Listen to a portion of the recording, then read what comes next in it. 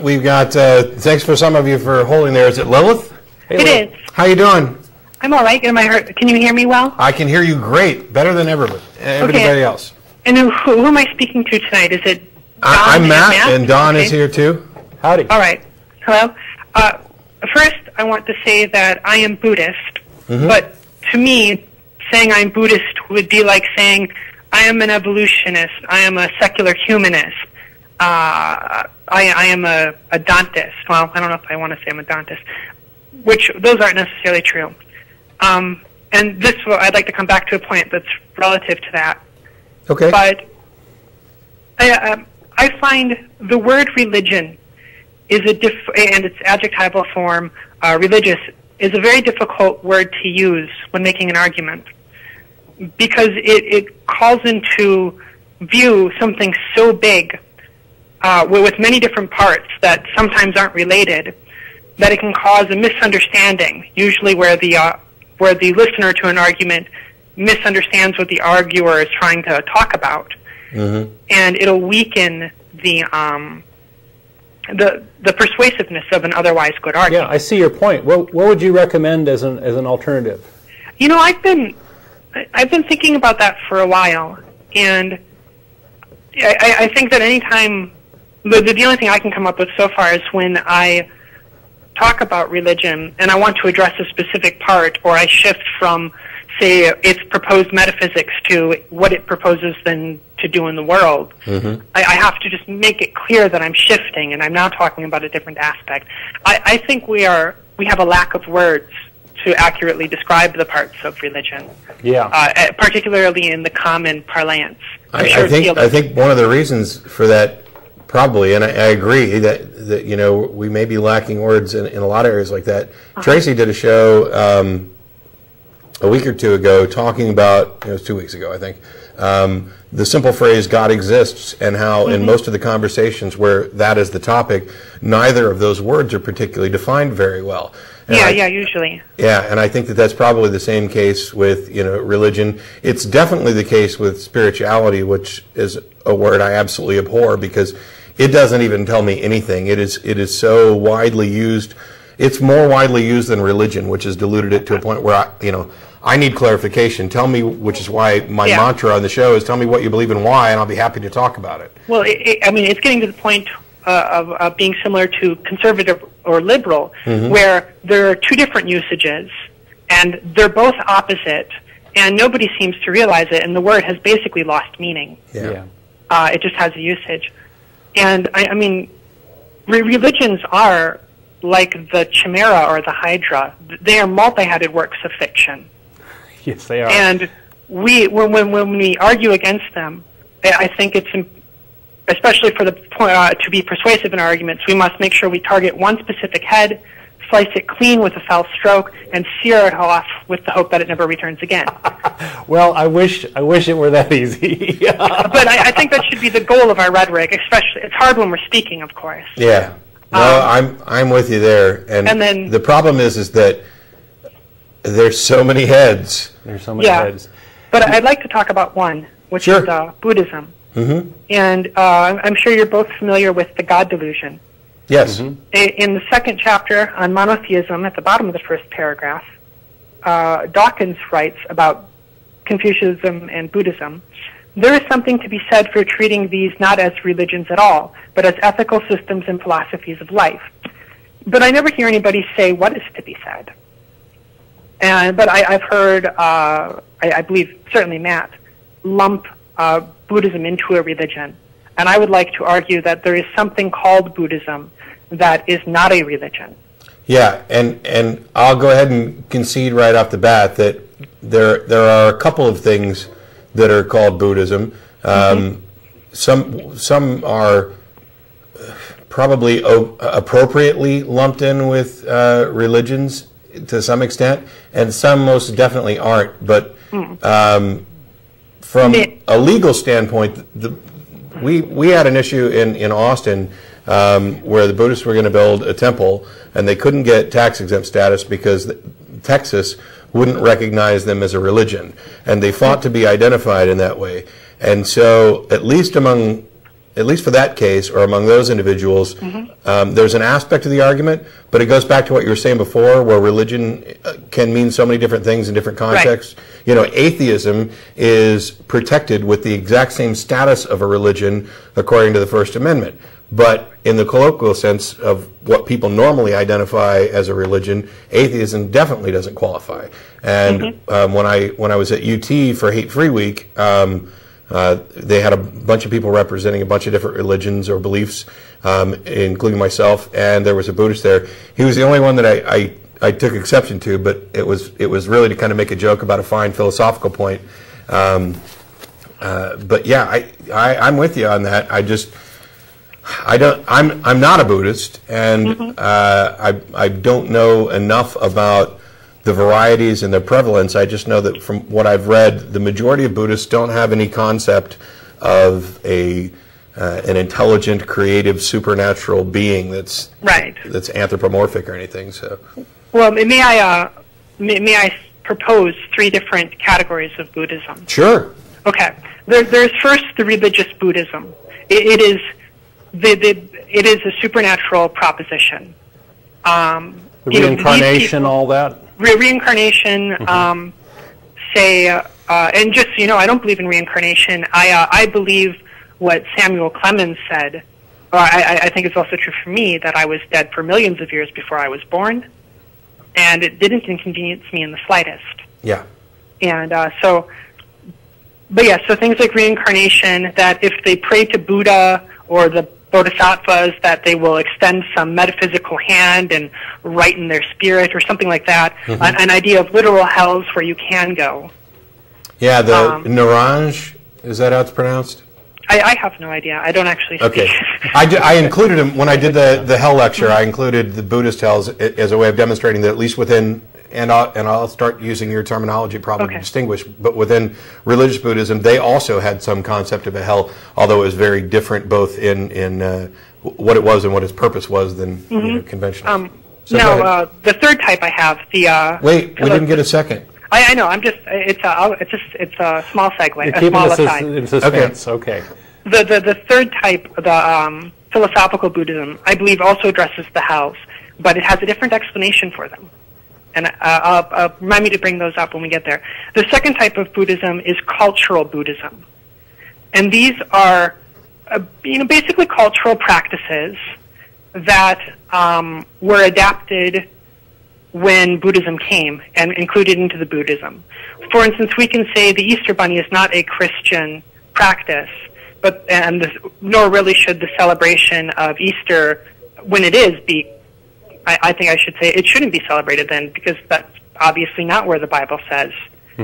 Yeah, so it would be viewed more as culturally Christian. Right. So that would be a cultural Christian practice. It's I'd toss Christmas in there as well myself. But we have cultural Jews as well who are atheists, right? So go ahead. And this essentially happened, as far as I've been able to figure out, because monks would go, abroad to talk about their ideas, and they would meet a group of new people who would say something like, "We believe that our God ejaculated from his forehead, and that's why only men can sniff snuff from a monkey bowl."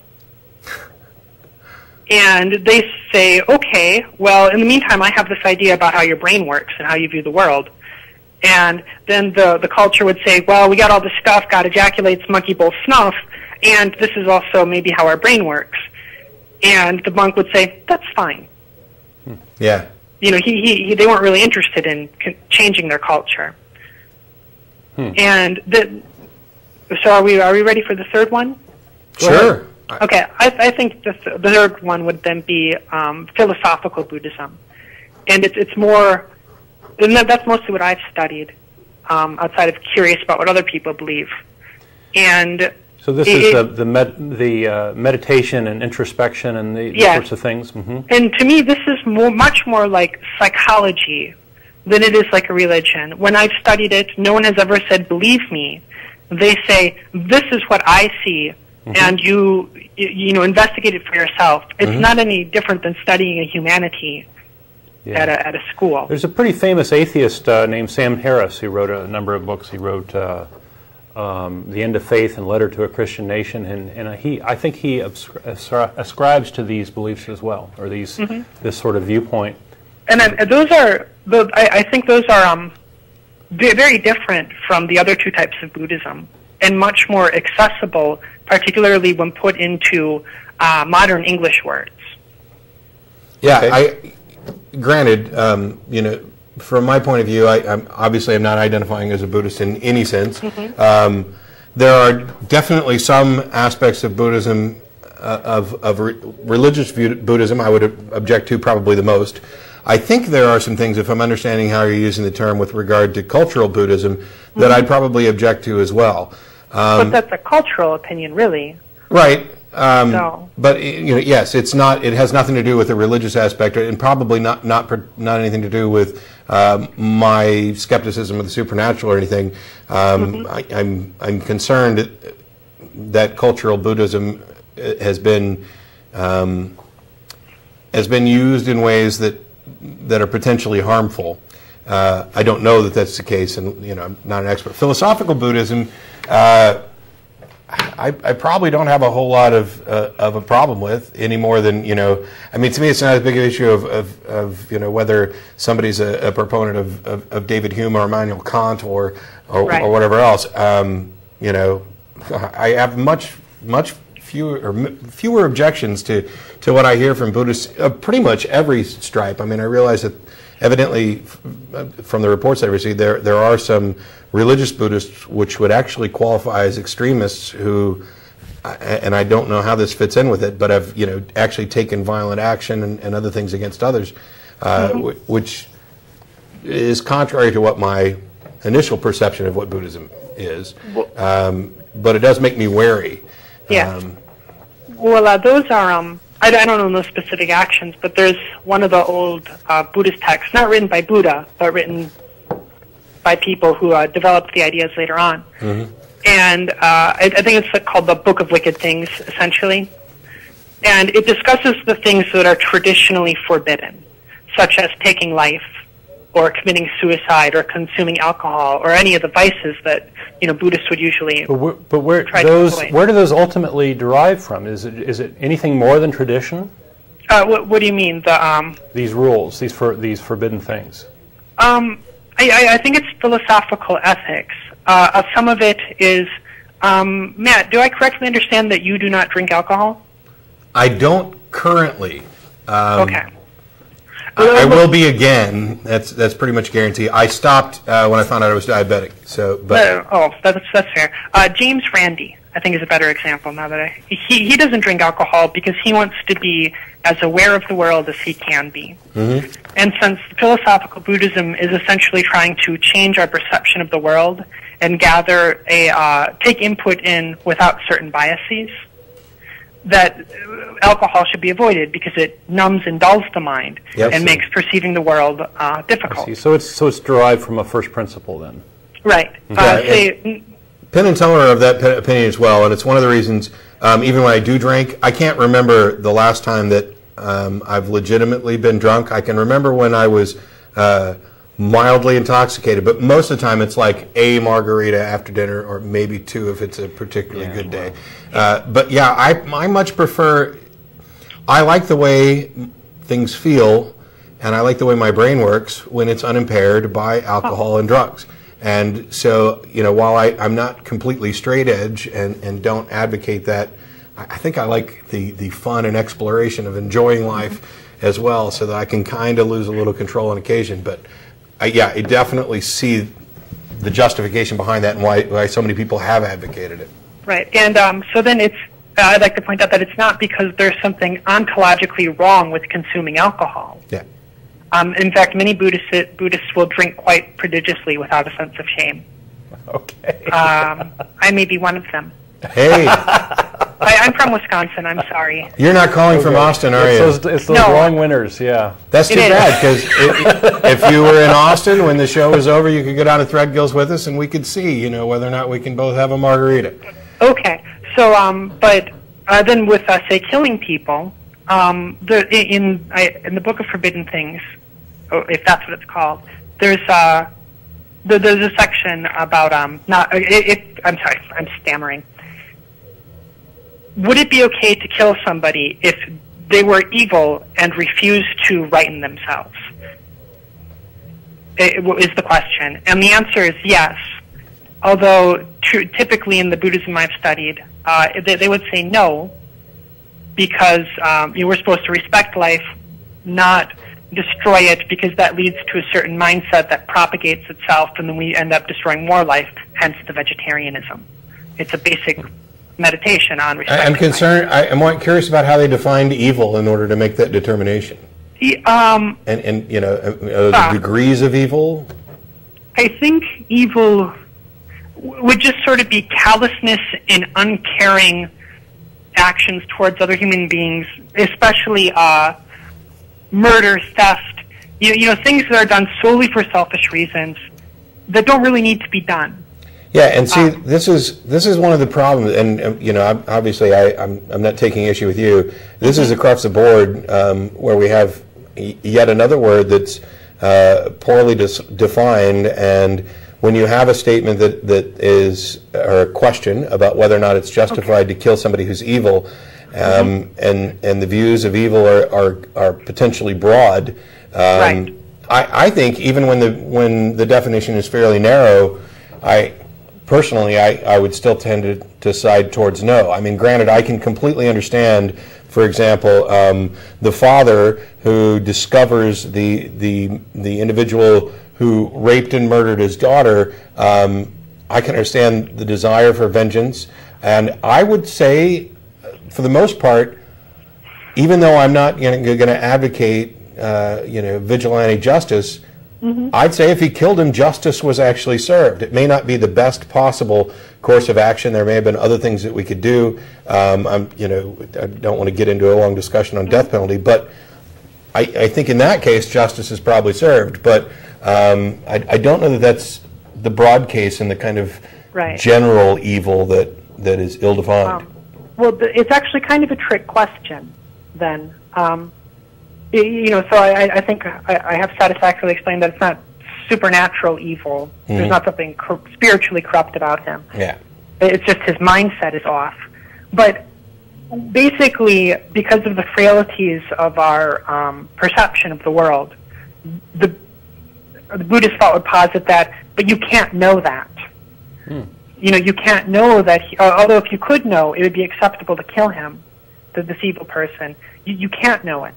You can't know which one? That he's so evil that he will never, there's no chance he will ever become good, and he will just create a great amount of misery in the world. Right. That's another point that hit me right off the bat, but I got sidetracked by that. That you're presuming that that this is irreparable, that rehabilitation isn't a problem, isn't possible, or the ability to make amends isn't possible. And in some cases, people would assert that there's no way to make amends for that. That you've killed a unique life, for example, and that no amount of good can completely compensate for that. But yeah, I mean, they're interesting questions, and one of the things that I like about at least most of the Buddhists that I've talked to, who frankly I'm expecting that mostly I talk to philosophical Buddhists, is that I appreciate the questioning aspect. I appreciate that there's nothing really so much in the way of dogma. That's something that I can understand, and of course they're not knocking on my door, giving me tracts and asking me to come be a Buddhist as well, which is appealing. Right. So I'd kind of like to let the show go on and have other people get a chance. Is there a question you want to ask me before I go? No, I think Don might. I don't think so. I think I did want to respond to one thing that you said, and that is the multi-headed hydra. I think that when I'm personally talking about religion, I'm generally focusing on this notion of a personal God, some sort of God that you believe in, that you can trade with, and I think that this is effectively a kind of evil concept. It's inherently a bad thing, and the reason I believe that is it sets you up into some sort of trade with this God, right? You want to get some sort of special favors. You want to get an afterlife. You want to get a blessing. You want to get some sort of edge in the world from this God, and you're happy to trade with that God. And what you end up trading, I think, is sort of a slippery slope. Your soul. As you become more and more zealous, you trade. You sell out your fellow man ultimately for it. You sell out your humanity, and they actually, at least within a lot of the more evangelical, outspoken Christians, selling out your humanity is actually expressly stated and encouraged. You want to be godly. That humanity is intrinsically evil. It's a good thing to sell that out, and that to me is one of the most offensive things about Christianity, and it was something that it took me a long time to realize. How did I not see that? Yeah. So I don't have an issue with Buddhism, and I don't have an issue with deism, but and we appreciate a few of these other religions. We appreciate the kind of clarification on the different types, so that maybe I'm more accurate. I imagine there's going to be Christians calling in to tell me their various denominations. Save the phone call, because there are thousands of Christian denominations, and you guys disagree on every single point of doctrine, from whether or not Jesus was God to whether the Trinity exists, whether there's a hell. It's pretty much pointless. If you're going to keep the same name and not distinguish yourself, even by a name change, you're going to get lumped in with the guys you don't agree with on occasion. Sorry. I just thought of something. We were going to bring up the Buddhist hells in philosophical Buddhism. Okay, but I got callers that have been waiting since before Don started talking. Maybe I'll call back another time after. Okay, please do. You might try to call back later on the show. But thanks a lot for calling. We appreciate it. Thanks for the time. Good luck. Bye.